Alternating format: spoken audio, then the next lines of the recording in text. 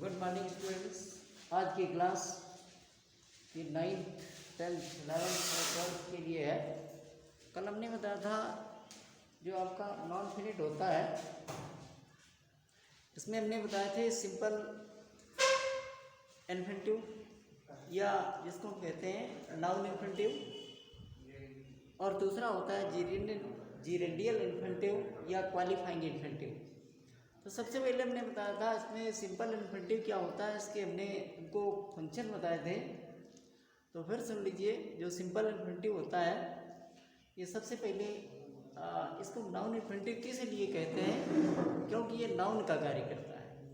और इसकी हिंदी पहचान ये होती है, अगर यदि आप इसका हिंदी ट्रांसलेट करते हैं तो उसमें ना नहीं आना चाहिए, तब वो आपका इसको हम कहेंगे नाउन इन्फिनिटिव, यानी कि सिंपल इन्फिनिटिव को नाउन इन्फिनिटिव भी कहा जाता है। जैसे आप लिखते हैं to see is to believe, ठीक। तो इसमें लिखा है to see is to believe, देखना ही विश्वास करना है। तो आपने देखा कि इसमें ये टू सी लिखा है, तो टू का मतलब हुआ ये इन्फिनिटिव टू है, और इसके बाद में जो सी लिखी है ये वर्ब, ठीक। तो ये सिंपल इन्फिनिटिव हो गया। और सिंपल इन्फिनिटिव को नाउन इन्फिनिटिव इसलिए कहेंगे, हमने भी बताया है सिंपल इन्फिनिटिव या नाउन इन्फिनिटिव इसलिए इसको कहते हैं क्योंकि ये नाउन से, ठीक है, नाउन का कार्य करते हैं।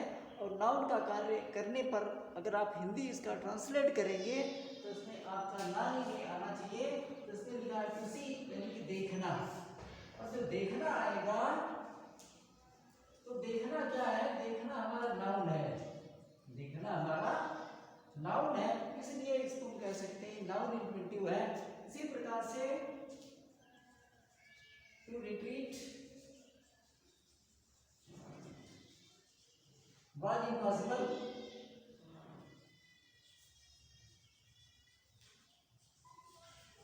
इसका मतलब टू रिट्रीट वाज इम्पॉसिबल, पीछे हटना असंभव था, पीछे हटना असंभव था।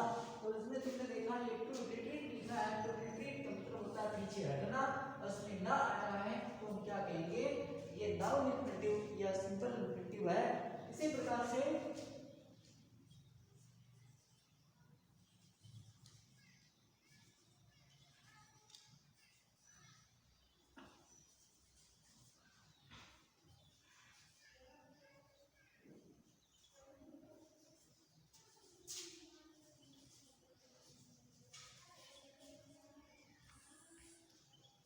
ये लिखा है कहता है टू वॉक इज टू, ठीक है, to make same of good health, ठीक है। तो टहलना निश्चित रूप से अच्छे स्वास्थ्य का निर्माण करना है या अच्छा स्वास्थ्य बनाना है।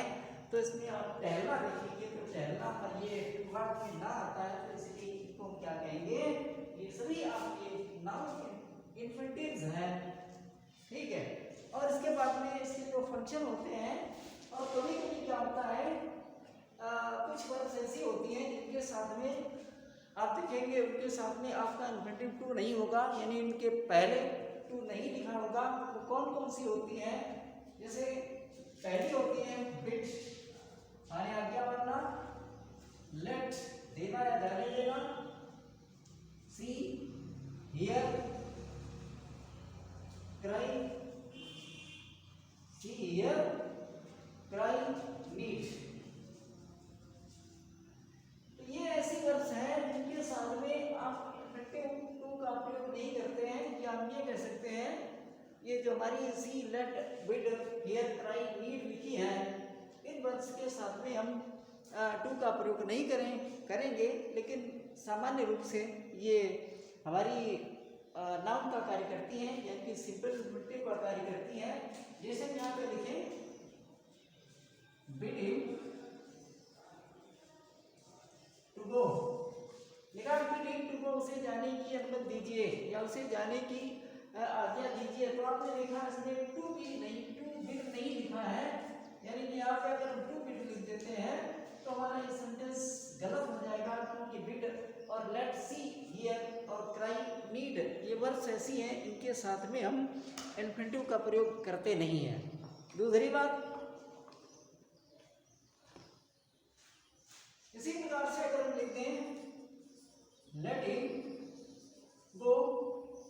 इसके बाद लिखा है कहता लेट हिम गो, उसे जाने दीजिए। तो लेट हिम गो मतलब हुआ ये जाने ने इसमें आया है, ठीक है।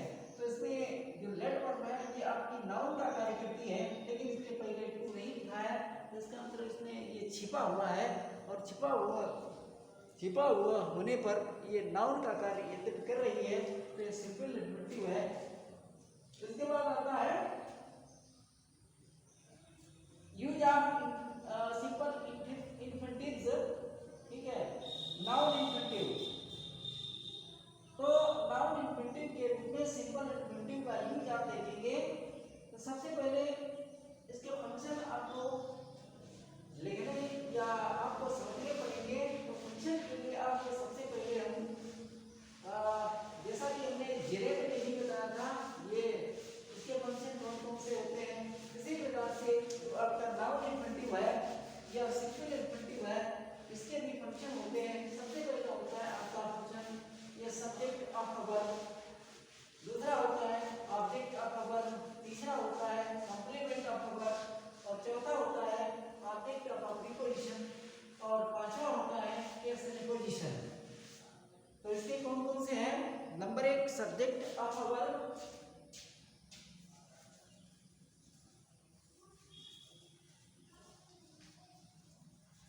जो आपका सिंपल इंफिनिटिव होता है ये किसी क्रिया का सब्जेक्ट होता है। जैसे हम यहाँ पर लिखें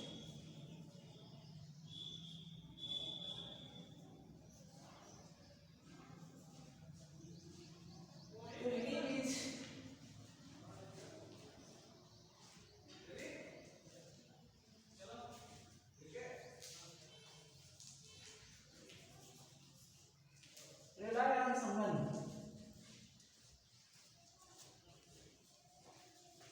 to believe is to rely on someone, ठीक कहता विश्वास करना, किसी पर भरोसा करना है। तो आप ये देखेंगे जो आपका ये टू बिलीव लिखा है ये नाउन इंफिनिटिव है, और इसके पहले टू लगा दिया गया है तो सिंपल इंफिनिटिव है। तो इसको हम कहते हैं कि कह सकते हैं कि आपका जो नाउन इंफिनिटिव है ये सब्जेक्ट ऑफ वर्ब है, यानी कि इसका मतलब हुआ ये इस क्रिया का सब्जेक्ट है। दूसरा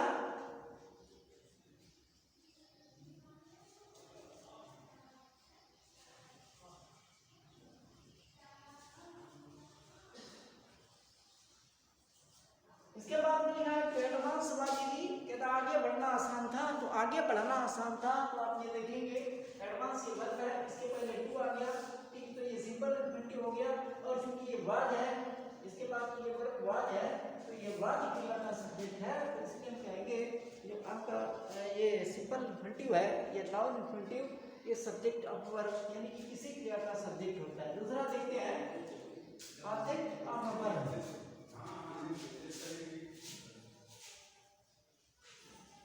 जो आपका सिंपल इंफिनिटिव होता है ये किसी क्रिया का ऑब्जेक्ट होता है। जैसे आई वांट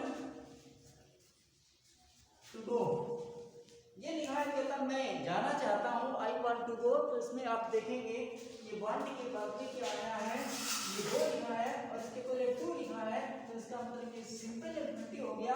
और जब ये सिंपल इंफिनिटिव हो गया वांट के बाद आया है और ये ऑब्जेक्ट का कार्य कर रहा है, इसलिए हम कह सकते हैं कि जो सिंपल इंफिनिटिव होता है ये ऑब्जेक्ट का कार्य करता है, इसका दूसरा फंक्शन। एक और एग्जांपल देखते हैं,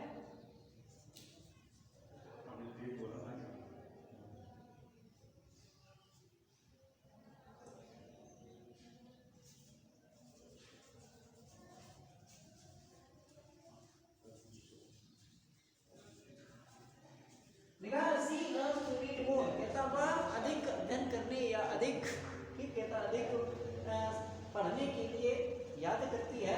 तो इसमें आप देखेंगे लर्न के बाद ये लर्न क्रिया का ऑब्जेक्ट है टू रीड, तो हम इसको कहेंगे जो आपका ये ऑब्जेक्ट ऑफ वर्ब, ये जो टू रीड लिखा है ये आपकी जो वर्ब लर्न है ये लर्न क्रिया का ऑब्जेक्ट है। तो इसलिए हम कहते हैं कि जो सिंपल इंफिनिटिव होता है ये ऑब्जेक्ट ऑफ वर्ब होता है। दूसरा इसके बाद में है केस हो गया ऑब्जेक्ट ऑफ प्रीपोजिशन, जो आपका सिंपल इंफिनिटिव होता है किसी क्रिया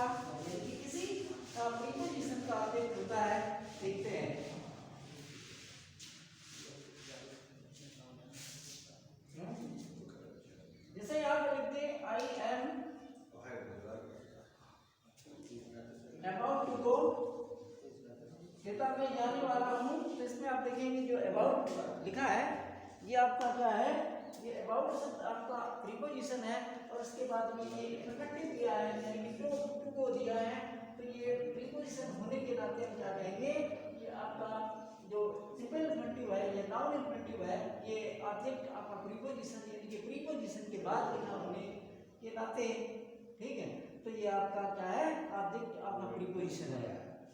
दूसरा एग्जांपल लेते हैं,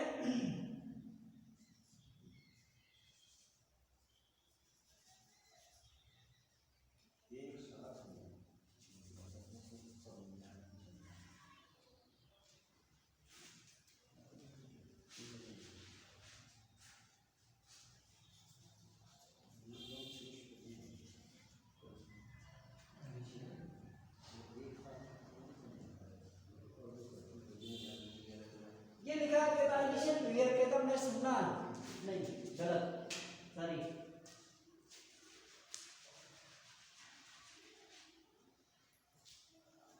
लिखा है आई लिसन टू क्राई, ठीक, कहता मैं चीख पुकार सुनना चाहता हूँ, मतलब सुनता हूँ, तो इसमें आपका जो क्राई शब्द है आपने पढ़ा था कि बेड थी, हियर थी, ब्लड थी, नेक थी, ठीक है, इसके साथ में इन्फिनेटिव का यूज नहीं होता है, और चूंकि ये हमारा लिसन के बाद प्रीपोजिशन टू आता है, टू आने के बाद में ये आपका जो क्राई बन रहा है, ठीक है, ये जो आपका नाउन इन्फिनेटिव दिया है या सिंपल इन्फिनेटिव दिया है, तो ये प्रीपोजिशन के बाद आया है, इसलिए हम इसको कहेंगे ये आपका ऑब्जेक्ट आपका प्रीपोजिशन है। इसके बाद में आता है केस एंड पोजीशन।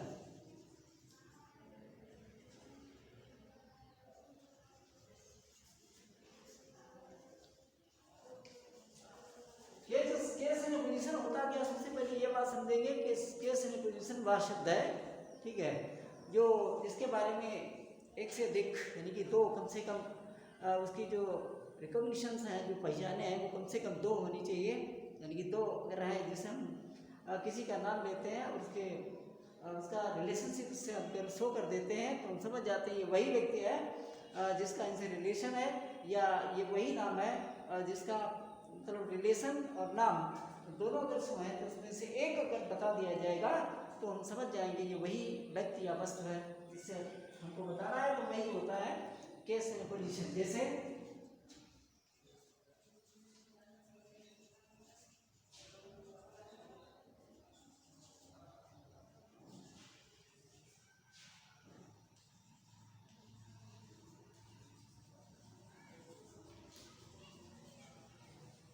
ये लिखा है कहता है कि impossible to live without water, बिना पानी के जीवित रहना असंभव है, तो आपने देखा इट इज इम्पॉसिबल लिखा है, उसके बाद टू लिव लिखा है, तो टू लिव हमारा क्या है, ये नाउन इन्फिनेटिव है, या इसको हम कहते हैं सिंपल इन्फिनेटिव, और सिंपल इन्फिनेटिव होने पर अगर इसको देखेंगे तो ये जो हमारा इट लिखा है, ये इट क्रिया मतलब इट हमारा जो सब्जेक्ट है, ये इसका केस एंड पोजीशन है, अर्थात ये नहीं लिख सकते हैं टू लिव विदाउट वाटर, यानी कि इट ये को क्वालिफाई करता है, यानी इट के अर्थ में वृद्धि करता है या इट की विशेषता करता है, तो इसी प्रकार से ये आपका केस एंड पोजीशन है। जैसे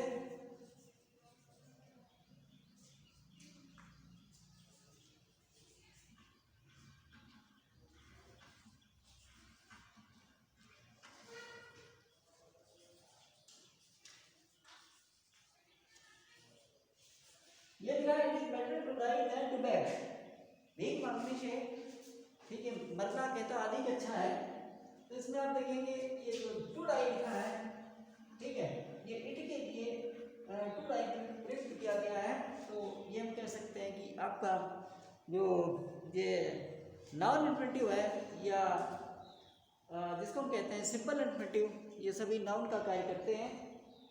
थैंक यू।